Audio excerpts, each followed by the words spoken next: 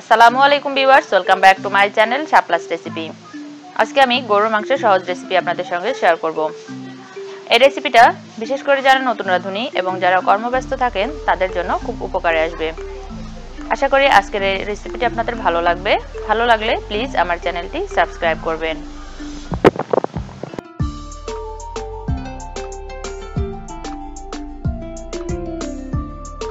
আমি প্রথমে মাংসগুলোকে সেদ্ধ করে নেব। এজন্য আমি 2 কেজি গরুর মাংস নিয়েছি। মাংসগুলোকে প্রেসার কুকারের মধ্যে দিয়ে দিচ্ছি।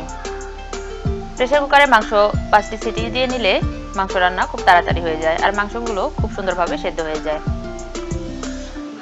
আপনাদের কাছে প্রেসার কুকার না থাকলে সেম প্রসেসে আপনারা হাঁড়িতেও করতে পারেন, এক্ষেত্রে একটু সময়টা বেশি লাগবে। এবার আমি এর মধ্যে অ্যাড করে দিলাম 1 কাপ একটু মোটা করে কোচানো পেঁয়াজ, 3টা তেজপাতা, দিয়ে দিচ্ছি 2 টেবিল চামচ রসুন বাটা, 2 টেবিল চামচ আদা বাটা, আর দিয়ে দিচ্ছি 2 টেবিল চামচ জিরা বাটা। এবার দিয়ে দিচ্ছি 2 টেবিল চামচ ধনিয়া গুঁড়া, 1 চা চামচ হলুদের গুঁড়া এবং 1.5 চা চামচ লাল মরিচের গুঁড়া। ঝালটা আপনারা আপনাদের টেস্ট অনুযায়ী বাড়িয়ে বা কমিয়ে নিতে পারেন। এবার আমি এর মধ্যে দিয়ে দিচ্ছি 1/2 চা চামচ গোলমরিচের গুঁড়া আর দিয়ে দিচ্ছি 3 চা চামচ সয়াবিন তেল। সবশেষে দিয়ে দিয়েছি স্বাদ মতো লবণ। আমি এখানে 2 চা চামচ লবণ দিয়েছি। লবণটা আপনারা আপনাদের টেস্ট অনুযায়ী বাড়িয়ে বা কমিয়ে নিতে পারেন। এবার সবকিছুকে খুব ভালোভাবে একটি চামচের সাহায্যে নেড়ে চেড়ে দিচ্ছি।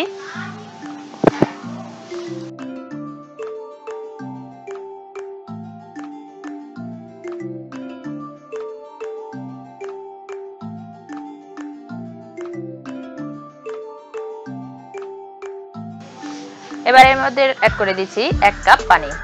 আমি এখানে বেশি পানি দেব না, কারণ মাংস থেকে যথেষ্ট পরিমাণে পানি বের হবে। এবার ঢাকনাটা লাগিয়ে 5টি সিটি দিয়ে চুলাটা বন্ধ করে দিচ্ছি। এবার চুলাতে একটি কড়াই বসিয়ে দিয়েছি, এর মধ্যে দিয়ে দিচ্ছি 1/2 কাপ সয়াবিন তেল। এবার তেলটা একটু গরম হয়ে গেলে আমি এখানে আলু টুকরো করে নিয়েছি 1.5 কাপ পরিমাণ। এই টুকরো করা আলুগুলো তেলের মধ্যে দিয়ে দিচ্ছি। এরপরে দিয়ে দিচ্ছি 1/2 চা চামচ লবণ আর দিয়ে দিচ্ছি 1/4 চা চামচ হলুদের গুঁড়া। এবার আলুগুলোকে খুব ভালোভাবে তেলের মধ্যে 6 থেকে 7 মিনিট ভেজে নেব।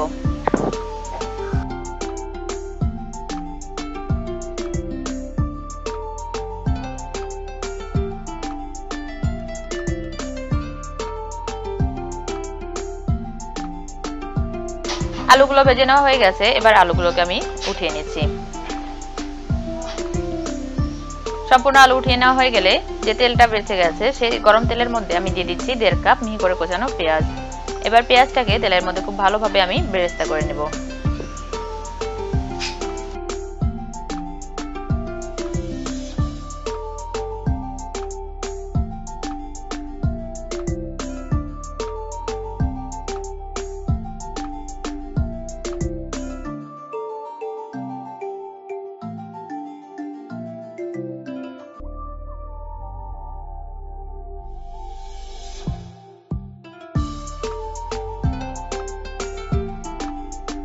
সুন্দরভাবে পেঁয়াজ বেরেস্তা হয়ে গেছে। এখান থেকে 1 ভাগ পেঁয়াজ বেরেস্তা আমি উঠিয়ে রাখছি ডেকোরেশনের জন্য।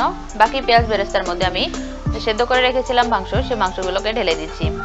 এভাবে পেঁয়াজটা বেরেস্তা করে নিলে মাংসের কালারটা খুব সুন্দর হয় এবং মাংসের মধ্যে খুব সুন্দর একটি স্মেল আসে। এবার আমি একটু নাড়াচাড়া করে দিচ্ছি।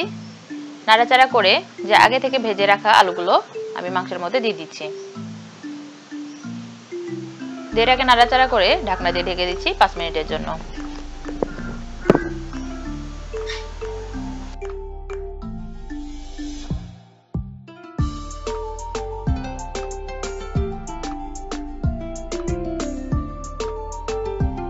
ঢাকনাটা খুলে আমি মাংসটাকে একটু নাড়াচাড়া করে দিচ্ছি। এবার আমি এর মধ্যে অ্যাড করে দেব একটি স্পেশাল মশলা।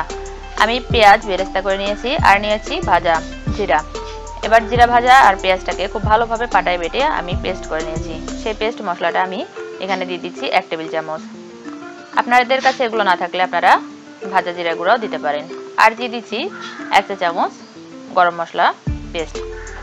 এবার সবকিছুকে নাড়াচাড়া করে মাংসের সঙ্গে একটু ভালোভাবে মিশিয়ে নিচ্ছি। মাংসের টেস্টটা একটু বাড়ানোর জন্য আমি দিয়ে দিচ্ছি 1/2 টিস্পুন চিনি। এটা অপশনাল, এটা আপনারা চাইলে নাও দিতে পারেন। এবার ঢাকনা দিয়ে ঢেকে এটাকে 10 মিনিটের জন্য রান্না করে নিচ্ছি। 10 মিনিট পরে ঢাকনাটা খুলে ঝোলটা যখন অনেকটা শুকিয়ে আসবে নাড়াচাড়া করে এটাকে চুলাটাকে বন্ধ করে দিচ্ছি এবং মাংসগুলোকে নামিয়ে সার্ভ করে নিচ্ছি। ওপর থেকে পেঁয়াজ বেরেস্তা দিয়ে খুব সুন্দরভাবে আমি এটাকে ডেকোরেশন করে নিচ্ছি। ভিউয়ার্স, দেখলেন তো কত অল্প সময়ে মজাদার গরুর মাংস রান্না করা যায়। আশা করি আজকের এই রান্নার রেসিপিটা আপনাদের ভালো লেগেছে। ভালো লাগলে ভিডিওটিতে অবশ্যই একটি লাইক দিবেন, কমেন্টস করবেন, শেয়ার করবেন এবং আমার চ্যানেলে এরকম নতুন নতুন ভিডিওর আপডেট পেতে আমার চ্যানেলটি প্লিজ সাবস্ক্রাইব করবেন।